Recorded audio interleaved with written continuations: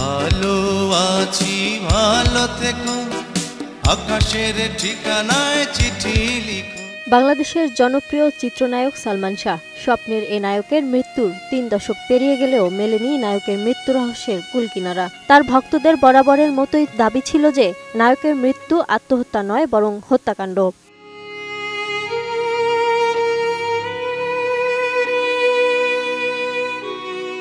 বাংলা চলচ্চিত্রের অন্যতম জনপ্রিয় নায়ককে নিয়ে তার ভক্তদের সেই দাবি যেন আজ সার্থক হলো। এবার সালমান শাহর মৃত্যুর ঘটনায় দায়ের করা অপমৃত্যুর মামলাকে হত্যা মামলা হিসেবে গ্রহণের নির্দেশ দিলেন আদালত। ২০ অক্টোবর শুনানি শেষে ঢাকার ৬ষ্ঠ অতিরিক্ত মহানগর দায়রা জজ আদালত এ আদেশ দেন।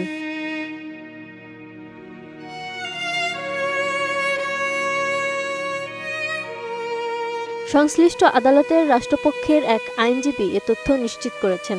তিনি বলেন, রিভিশন আবেদন মঞ্জুর করেছেন আদালত। একই সঙ্গে রমনা থানার ভারপ্রাপ্ত কর্মকর্তাকে পুনরায় বিষয়টি তদন্ত করে প্রতিবেদন দাখিলের নির্দেশ দিয়েছেন আদালত। এদিকে এই হত্যা মামলার আসামি রিজভী আহমেদ ওরফে ফরহাদ ফৌজদারি কার্যবিধি আইনের ১৬৪ ধারায় যে জবানবন্দি দিয়েছে এটাকে এজাহারে গ্রহণ করার নির্দেশও দেন।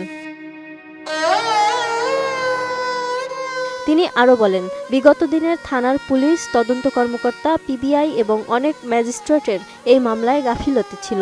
এটাকে হত্যা মামলা হিসেবে ন্যায় বিচার প্রতিষ্ঠানের জন্য যে ভূমিকা রাখা দরকার ছিল ওনারা সেটা করতে পারেননি। এ কারণে নতুনভাবে এই মামলাটিকে হত্যা মামলা হিসেবে গ্রহণের নির্দেশ দেওয়া হয়েছে। বিজলি কেবলসের স্কিন কোটেড ইনসুলেশন আগুন প্রতিরোধী। বিজলি কেবলস, নিরাপদ আজীবন। ওই সময় যে রিপোর্টগুলো পুলিশ দিয়েছেন সবগুলো ত্রুটিপূর্ণ ছিল এবং যে পিপিআই যে তদন্ত করেছে সেই তদন্ত সঠিকভাবে করা হয় নাই। একটা অপমৃত্যু হিসেবে চালিয়ে দেওয়া হয়েছে 25 বছর। এই 25 বছর আমাদের বক্তব্য ছিল যে 25 বছর তারা ব্যয় করেছেন যে এই হত্যার আলামত নষ্ট করার জন্য, সময় ক্ষেপণ করেছেন এবং ভুল রিপোর্ট দিয়েছেন, যে সঠিকভাবে তদন্ত করেন নাই, সেটা আজকে প্রমাণিত হয়েছে। বাদীপক্ষের আইনজীবী আবিদ হাসান বলেন, সালমান শাহর মৃত্যুর পর তার বাবা কমরুদ্দিন রমনা মডেল থানায় অপমৃত্যুর মামলা দায়ের করেন। পরের বছর তিনি মামলাটি হত্যা মামলায় রূপান্তরের আবেদন করলেও তা আমলে নেওয়া হয়নি।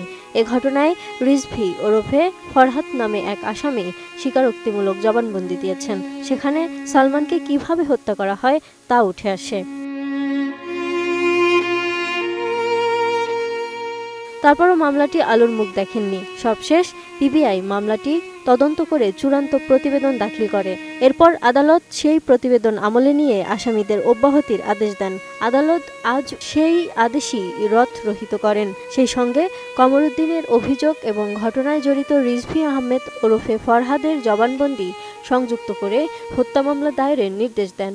সর্বোচ্চ আশাবাদী যে এই মামলার যারা আসামি, এই মামলার যে প্রধান আসামি সহ অন্যান্য যারা সহযোগী আসামি ছিলেন তাদের মধ্যে একজন 164 দিয়েছেন। আজকে আদালত এটা পরে শুনিয়েছেন আমাদের যে ওইখানে উনি 164 স্পষ্টভাবে বলেছেন যে অভিযুক্ত আসামি যাদের নাম এখানে উল্লেখ করা আছে তারা সবাই জড়িত ছিল এবং আদালত এই মর্মে নির্দেশ দিয়েছেন যে তাদের যাতে বিচারের আওতায় নিয়ে আসা হয়। আমরা এখন আশাবাদী যে আমরা বিচার পাবো এবং এই সালমান শাহ সত্যের জয় হবে। সত্যের জয় হবে বলতে সত্যের জয় হয়েছে, জয় হয়েছে। তুমি মোর জীবনের ভাবনা, হৃদয়ে সুখের দোলা। ১৯৯৬ সালের ৬ সেপ্টেম্বর রাজধানীর ইস্কাটনের বাসা থেকে চিত্রনায়ক সালমান শাহর মরদেহ উদ্ধার করা হয়। ওই সময় প্রথমে অপমৃত্যুর মামলা করেন সালমান শাহর বাবা কমরুদ্দিন আহমেদ চৌধুরী। পরে ১৯৯৭ সালের ২৪ জুলাই অভিযোগটি হত্যা মামলায় রূপান্তরের আবেদন করা হয়। এ বিষয়ে তদন্ত করতে পুলিশের গোয়েন্দা শাখা সিআইডিকে নির্দেশ দেন আদালত। তদন্ত শেষে ১৯৯৭ সালের ৩ নভেম্বর আদালতে চূড়ান্ত প্রতিবেদন দেয় সিআইডি। প্রতিবেদনে এ ঘটনাকে আত্মহত্যা বলা হয়। পরে ওই বছরের ২৫ নভেম্বর ঢাকার সিএমএম আদালতে চূড়ান্ত প্রতিবেদন গৃহীত হয়। তবে প্রতিবেদনটি প্রত্যাখ্যান করে রিভিশন মামলা করেন কমরুদ্দিন আহমেদ চৌধুরী। পরে ২০০৩ সালের ১৯ মে মামলাটি বিচার বিভাগীয় তদন্তে পাঠান আদালত। ২০১৪ সালের ৩ আগস্ট আদালতে বিচার বিভাগীয় তদন্তের প্রতিবেদন দাখিল করে মেট্রোপলিটন ম্যাজিস্ট্রেট ইমদাদুল হক। ওই প্রতিবেদনেও সালমান শাহর মৃত্যুকে অপমৃত্যুই বলা হয়েছিল। Lima Sayanti, ATN news.